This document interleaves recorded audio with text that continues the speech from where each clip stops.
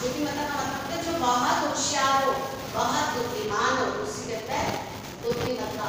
फिर आता है तशरीफ रखना। अपन कहते हैं तशरीफ रखिए अर्थात बैठिए, है ना, विराजिए। फिर आता है केंद्र बिंदु।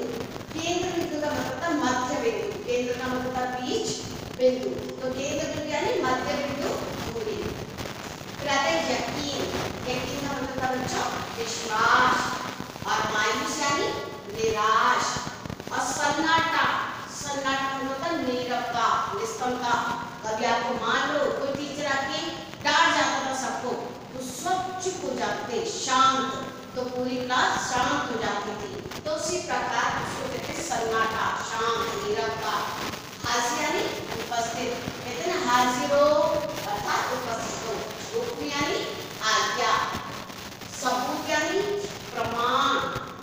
गज यानी मापने का जो पैमाना होता है बच्चों, कोई चीज को मापते हैं अपन तो उसको कहते हैं गज। जैसे कपड़ा 5 मीटर दो तो गज से मापा जाता है। जवाब कब होता है उत्तर। और किस्सा यानी कहानी। दरबार यानी दरबार में सभासद जो लोग बैठे रहते हैं। और वाहवाही यानी प्रशंसा। और हाजिर यानी जो बात का तुरंत जवाब दे, उसे हम क्या कहेंगे हाजिर जवाब। अब देखो इसमें कौन कौन है। सबसे पहले बादशाह है और बादशाह का दरबार लगा हुआ है। बादशाह जो है, जो राजा जी है, उनका दरबार लगा है। तो उस दरबार में एक बादशाह, उस दरबार में बादशाह है, विद्वान है, मुल्ला है, नसरुद्दीन है, कुछ दरबारी और पहरेदार है। यानी एक दरबार लगा हुआ है बादशाह का, है ना। एक बड़ी सभा लगी हुई है, उस सभा में बादशाह की सभा में खुद बादशाह है, काफी सारे विद्वान लोग बैठे हैं, मुल्ला लोग भी हैं, मुसलमान लोग, और नसरुद्दीन भी हैं, और कुछ दरबारी और पहरेदार भी हैं। ठीक है, अब हम शुरू करते हैं कि क्या होता है। तो देखो एक बार जो है बादशाह का दरबार लगा है और सभी मंत्री, विद्वान और काजी सब बैठे हैं। दरबार में जो है चीन से, दरबार में चीन से एक दाढ़ी वाला, चीन से एक दाढ़ी वाले विद्वान आते हैं। दरबार में कौन आता है बच्चों? चीन से एक दाढ़ी वाले विद्वान आते हैं दरबार में। दरबार में कौन कौन है? दरबार लगा है, काजी है, बादशाह है, विद्वान है, मुल्ला है, और जो है बहुत सारे मंत्री है। इस प्रकार एक दरबार लगा हुआ है। उस दरबार में चीन से एक बहुत बड़ा विद्वान आता है जिसकी बहुत बड़ी दाढ़ी है। क्या है बच्चों? दाढ़ी है। यहाँ तक बात समझ आई कि एक विद्वान आते हैं चीन से, जिनकी जो बहुत बड़ी दाढ़ी होती है। वो विद्वान जो जैसे ही सभा में आते हैं तो झुककर सलाम करते हैं, बादशाह को झुककर सलाम करते हैं। कैसे हैं बादशाह? सलामत, मैं चीन से आया हूँ। कह रहा मैं कहाँ से आया हूँ बच्चों? चीन से आया हूँ। मैंने आपकी दरबारियों की बुद्धिमत्ता की बहुत सारी जो है किस्से सुने। वो क्या कहते हैं बादशाह को? बादशाह जी मैं दूर चीन से आया हूँ, मैंने सुना है कि आपके यहाँ बहुत बड़े बड़े बुद्धिमान हैं और जो बहुत होशियार हैं, उनकी बुद्धिमत्ता की मैंने बहुत सारे किस्से सुने हैं। तो मैं भी जो है उनसे अपने कुछ प्रश्नों के उत्तर मांगने आया हूँ। यानी ये तो उसने कहा कि अपने विद्वानों से मेरे 3 सवालों के जवाब दिलवाइए, तब मैं मानूं कि सचमुच आपके दरबार में बहुत सारे बुद्धिमान हैं।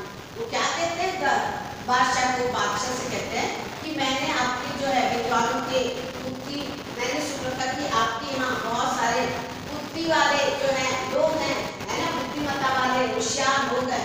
तो मेरे 3 सवालों के जवाब अगर आपके यहाँ इसमें से कोई भी देते तो मैं मान जाऊंगा कि सचमुच आपके यहाँ बहुत बुद्धि वाले, बहुत होशियार लोग हैं। तब राजा ने क्या कहा? बादशाह ने कहा, बादशाह पहले तो बहुत खुश हुआ कि मेरे जो है मेरे दरबार की प्रशंसा हो रही है। तो बादशाह बहुत खुश होता है और कहते हैं कि आप विराजिए। विराजिए यानी बैठिए। जहाँ पर जो है मेहमान के लिए जो है गद्दी बनी हुई थी उसकी तरफ इशारा करते हुए बादशाह ने कहा आप जो विराजिए अर्थात बैठिए। तो वो बैठ जाते हैं। कहते हैं ठीक है, अब आप अपने प्रश्न कीजिए। वो कहते हैं फिर प्रश्न कीजिए। तो विद्वान क्या कहता है? ध्यान से सुनो बच्चों। विद्वान क्या कहता है? कहता है सज्जनों आप लोग ध्यान से सुनिए। आप मेरे सवाल है, मेरा पहला सवाल है कि पृथ्वी का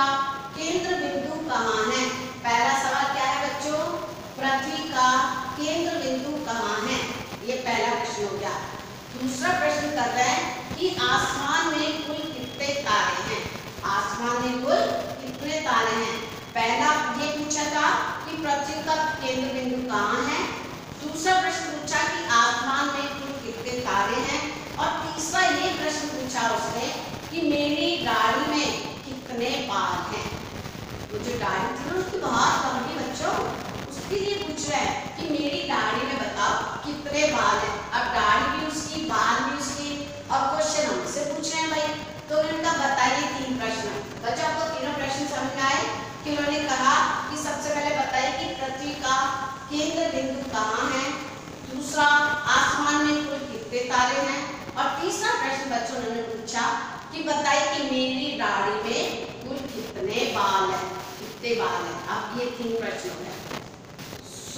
जैसे ही तीनों प्रश्न हुए सब तरफ सन्नाटा, शांति, किसी को प्रश्न ही नहीं समझ में आए, उत्तर कहाँ से देते। ये तो प्रश्न उन्होंने बहुत अजीब से पूछे हैं। ऐसे अजीब प्रश्नों को सुनकर बच्चों सब चुप हो गए। क्या हो गए? चुप हो गए। उन्होंने देखा कि क्या बताए, प्रश्न ही ऐसे हैं। चारों ओर सन्नाटा छा गया, शांति गई। तब उस विद्वान ने, चीन से जो आया विद्वान था, तब उसने कहा, सब लोग नजर नीचे करके बैठे थे। तब विद्वान ने कहा, ये हैरानी से, अरे यहाँ तो सभी चुप हैं, बादशाह सलामत, क्या आपके दरबार में मुझे मेरे तीनों सवालों का जवाब नहीं मिलेगा। उन्होंने बादशाह से कहा कि बादशाह जी, यहाँ तो चारों शांति हो गई है, और जो है क्या मेरे तीनों प्रश्नों का उत्तर आपके यहाँ कोई भी नहीं दे सकेगा। तब जो है बादशाह ने क्या कहा, सिर हिलाते, नहीं नहीं, आपके सवालों के जवाब जरूर मिलेंगे, आपके सवालों के जवाब जरूर मिलेंगे। और जो है हम अभी मुल्ला नसरुद्दीन को बुलाते हैं। मुल्ला नसरुद्दीन बच्चों ऐसे महान थे कि हर प्रश्न का उनके पास जवाब जो था वो तुरंत दे देते थे। कोई भी प्रश्न था फट से उसका जवाब देते थे। तो उन्होंने कहा कि आपके प्रश्न का जवाब जरूर मिलेगा, आप निराश मत होइए, आप यहाँ से प्रश्न को उत्तर लेकर ही जाएंगे। हम अभी मुल्ला नसरुद्दीन को दरबार में बुलाते हैं, मुझे पूरा यकीन है, वो कहते हैं मुझे पूरा विश्वास है कि जो है आपके सवालों के जवाब वो अवश्य दे देंगे और आपको मायूस नहीं लौटना पड़ेगा। वो क्या बोले, आपको निराश नहीं लौटना पड़ेगा, आपके सवालों के जवाब जरूर से जरूर मिल जाएंगे। और हम हुक्म देते हैं, जो पहरेदार को बुलाते हैं कि पहरेदार आता है, कहता है जो हुक्म झापना, वो कहते हैं कि मुल्ला नसरुद्दीन को जो है बुलाया जाए। किसको बुलाया जाए? वो उधर आवाज देते हैं कि मुल्ला नसरुद्दीन को बुलाया जाए, ठीक है। और जो है मुल्ला नसरुद्दीन को दरबार में हाजिर किया जाए। किसने कहा? बादशाह ने। बादशाह ने कहा, पहरेदारों को हुक्म दिया कि पहरेदार जी जल्दी से मुल्ला नसरुद्दीन को बुलाओ। तब जो है पहरेदार ने कहा जो हुक्म झापना, वो कहता है कि बादशाह जी आपका जो हुक्म है, अभी जो है मुल्ला नसरुद्दीन को बुलाते हैं। अब साहब मुल्ला नसरुद्दीन को बुलाया जा रहा है। अब मुल्ला नसरुद्दीन जो है उनको बुलाया जाता है, तो जैसे ही वो आते हैं, पता है कैसे आता है? मुल्ला नसरुद्दीन जो है वो एक गधे पर, मुल्ला नसरुद्दीन दरबार में अपने गधे पर सवार होकर आते हैं। काय पे सवार होकर आते हैं? गधे पर। क्योंकि जो विद्वान अपने आप को आदमी कह रहा है, चीन से आया था, वो ऐसे जो है प्रश्न कर रहा था, तो जो है ऐसी तो बात, जो ऐसे प्रश्नों के सामने उत्तर जो है वो कोई नहीं दे सकता था, तो इसलिए वो गधे पर आते हैं। अब देखना उनके उत्तर कैसे देते हैं। जैसे ही जो है मुल्ला नसरुद्दीन गधे पर सवार होकर अंदर प्रवेश करते हैं और गधे से उतरकर बादशाह को क्या कहते हैं? बादशाह को सलाम करते हुए, बादशाह सलामत, आपका सेवक हाजिर है। उन्होंने बादशाह से कहा कि बादशाह जी आपका सेवक तो हाजिर है, मैं हाजिर हूँ, आपकी सेवा में उपस्थित हूँ। अब आप मुझे बताइए कि क्या करना है, हुक्म कीजिए। तब जो है बादशाह ने कहा, मुल्ला जी ये विद्वान जो है ये सुदूर चीन से आए हैं। उन्होंने कहा कि जो विद्वान बैठे हैं वो दूर चीन से आए हैं और इनके सवालों के जवाब कोई नहीं दे सकता, तो दे सका इसलिए आपको बुलाया है, आपको इनके तीनों सवालों के जवाब देने हैं। अब हमारे अपने जो है देश की इज्जत अब आपके हाथ है। बादशाह ने क्या कहा कि चीन से जो है ये विद्वान आए हैं और इनके तीनों सवालों के जवाब किसी ने नहीं दिए। अब अपने देश की इज्जत जो है आपके हाथों में, अब आप आपको इनके तीनों सवालों के जवाब देने हैं। तब मुल्ला नसरुद्दीन ने कहा ठीक है। उन्होंने कहा, मुल्ला नसरुद्दीन ने कहा विद्वान को देखकर, विद्वान महोदय अपना पहला सवाल कीजिए। उन्होंने कहा बताइए भाई आपका पहला सवाल क्या है। तो मैंने आपको तीनों सवाल बताए थे। तो पहला सवाल उसने अटकर कर कहा कि बताइए पृथ्वी का केंद्र बिंदु कहाँ है। मुल्ला से पूछा कि पृथ्वी का केंद्र बिंदु कहाँ है। तब जो है उन्होंने मुल्ला नसरुद्दीन ने मुस्कुराते हुए कहा कि बोले कि जो है उसने एक लाठी लेकर आए थे और लाठी लेकर गधे के दोनों ओर घुमाया। जो गधे पर बैठकर आए थे ना वो, तो लाठी से गधे के दोनों ओर पीछे आगे पीछे घुमाते हैं और फिर कहते हैं इस गधे के पीछे वाले, बोले जो गधा है ना इसके पीछे वाला जो दाया पांव है ना उसी के नीचे पृथ्वी का केंद्र बिंदु है। क्या बताया, ये जो गधा है इस गधे के पीछे वाले दाएं पांव के नीचे पृथ्वी का केंद्र बिंदु है। तो विद्वान कहता है पर इसका क्या सबूत है कि जो इस गधे के पीछे वाले पांव के नीचे पृथ्वी का केंद्र बिंदु है। तो बोले यही सच है, अगर आपको नापना है तो आप गज ले आइए। मैंने आपको गज का बताता ना, बोले गज लेकर आ जाओ और नाप लो कि पृथ्वी का केंद्र बिंदु इसी गधे के दाएं वाला जो पैर है दाएं पांव के नीचे है। आप जो है गज मंगा लो, पैमाना मंगा लो और नाप लो, आपको पता चल जाएगा। तो एकदम से सब पका गया, उसका दिमाग खराब हो गया कि भाई ये प्रश्न का जवाब ही जैसा मैंने प्रश्न उल्टा किया इससे जवाब भी वैसा ही उल्टा दे दिया। तब उसने कहा चलो ठीक है। तब वो बोला कि अब आप अपना दूसरा प्रश्न करिए। तो है उन्होंने कहा कि है हाँ ठीक है, अब मेरा दूसरा सवाल सुनो कि आप बताओ कि आसमान में कुल कितने तारे हैं। दूसरा प्रश्न सिद्धवाणी ने कहा, वो बोले कि बताइए कि आसमान में कुल कितने तारे हैं। तो मुल्ला नसरुद्दीन ने तपाक से उत्तर दिया, तपाक यानी तुरंत, बोले मेरे गधे के शरीर में जितने रोए हैं, बोले मेरा गधा है ना ये, इसमें जितने रोए हैं बाल है जितने, उतने ही आसमान में तारे हैं। उन्होंने क्या जवाब दिया बच्चों, उन्होंने पूछा आसमान में कुल कितने तारे। बच्चों कभी आसमान में तारे किसने गिने नहीं, हाँ तो गिन सकता है, अनकाउंटेबल है ना। तो इसलिए जो है उसने जब ये प्रश्न किया तो वो कहता है कि मेरे गधे के शरीर में जितने रोए हैं जितने बाल है उतने ही आसमान में तारे हैं। तब जो है वो कहता है, विद्वान कहते हैं कि आपने इस गधे के रोए कब गिने। तो बोलते जब आप आसमान के तारे गिन रहे थे ना तब मेरे गधे के रोए गिन रहा था। तो उसने भी क्या किया, तपाक से उत्तर दिया बच्चों कि बोले जब आप, वो बोले नहीं कि आपने कब गधे के रोए गिने, बोलता जब आपने जो है आसमान में तारे गिन रहे थे जब आप, तब मैं गधे के रोए गिन रहा था। बच्चे दोनों प्रश्न का उत्तर होते हैं। अब जो उसका दिमाग बहुत खराब हो गया, किसका, उस विद्वान का, ये तो ऐसे ऐसे प्रश्न का उत्तर दे रहा है कि मेरे भी समझ से बाहर है। अब वो विद्वान कहता है ठीक है, अब मेरा तीसरा सवाल सुनो। वो कहता है ठीक है, अब मेरा तीसरा सवाल सुनो। मेरा तीसरा सवाल है कि बताइए मेरी दाढ़ी में कितने बाल है। तीसरा प्रश्न क्या किया, वो कहता है विद्वान कि बताइए मेरी दाढ़ी में कितने बाल है। तब जब मुल्ला नसरुद्दीन पलक झपकाते हुए उन्होंने कहा कि भी जो है यह तो एकदम सरल सवाल है, आसान सवाल है, यह तो एकदम आसान सा सवाल है। मेरे गधे की पूंछ में जितने बाल है उतने ही आपकी दाढ़ी में बाल है। क्या बोला, उन्होंने कहा मेरी दाढ़ी में बताइए कितने बाल है। तब वो क्या कहते हैं, कहते हैं मेरे गधे की पूंछ में, ये मेरे गधे की पूंछ में जितने भी बाल है ना उतने बाल आपकी दाढ़ी में। हैरान हो गया वो कौन, विद्वान। उससे कहा कि जो है, उसने कहा कि एकदम से आप ऐसे कैसे कह रहे हैं जितने बाल हैं। बोले कि देख लो गिन लो, एक भी बाल ना तो कम होगा और ना ही एक भी बाल ज्यादा होगा। तब जो है, लेकिन इसका क्या सबूत है, विद्वान कहते हैं इसका सबूत क्या है कि जो है जितने मेरी दाढ़ी में बाल है उतने आपके गधे की पूंछ में बाल है। तो कहता लो मैं गिन के बताता हूँ, एक बाल में मेरे जो है गधे की पूंछ का निकालता हूँ, एक बाल में आपकी दाढ़ी का, दोनों को गिनता जाता हूँ निकाल के, पता चल जाएगा। बोले एक भी ज्यादा नहीं आएगा और एक भी कम नहीं। और वो क्या करने लगे, मुल्ला नसरुद्दीन तो बहुत तेज थे, उन्होंने क्या किया, वो जल्दी से उन्होंने हाथ बढ़ाया उनकी दाढ़ियों कि मैं आपकी दाढ़ी का एक एक बाल तोड़ता हूँ और मेरी गधे की एक एक पूंछ का एक एक बाल तोड़ता हूँ, दोनों क्या रख देता हूँ, दोनों बराबर आ जाएंगे। तो अब वो जो है एकदम से जैसे उसके पास में गए विद्वान के बच्चों और बाल उखाड़ना, उन्होंने सोचा कि मैं शुरू करता हूँ दाढ़ी और गधे की पूंछ के बाल उखाड़ना शुरू करता हूँ। तब वो एकदम गया। तब कहते कहते मुल्ला नसरुद्दीन विद्वान की गाड़ी का हाथ बढ़ाने लगे, है ना। नहीं नहीं, साबित करने की कोई आवश्यकता नहीं, बस मैं हारा आप जीते। क्या हुआ कि मैं तो हार गया, आप जीत गए। तो जो है और विद्वान अपना समूह लेकर रह जाता है, सभी प्रसन्न होते हैं, वाह मुल्ला जी, वाह मुल्ला जी।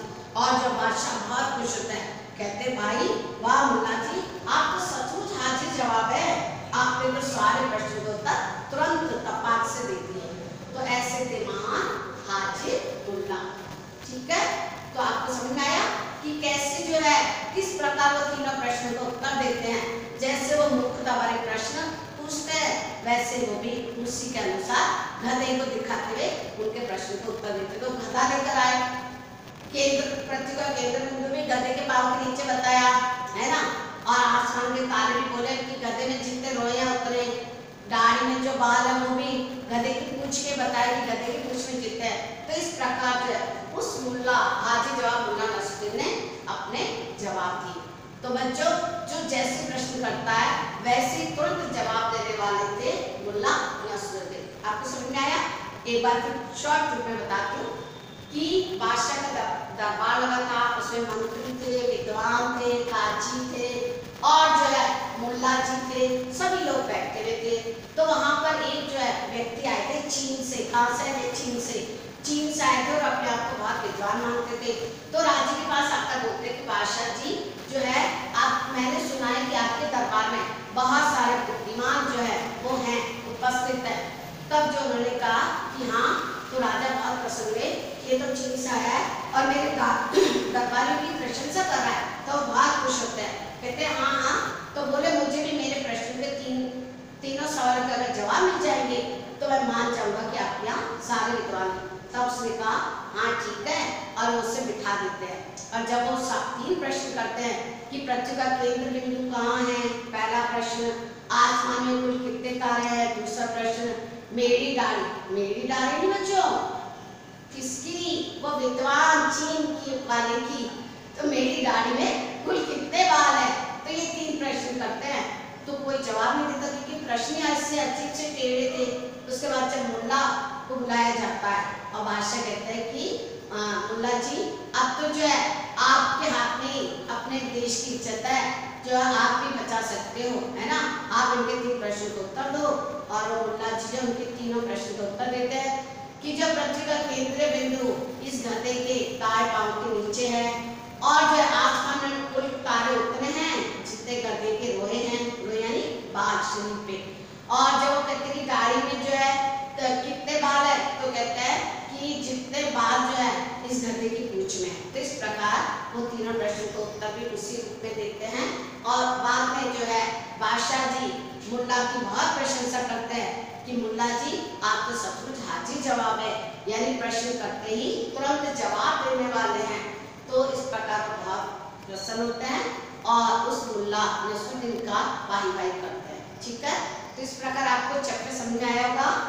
मैंने आपको ये देखो बच्चों, इसी प्रकार हमें भी हर प्रश्न का उत्तर तुरंत रखना चाहिए।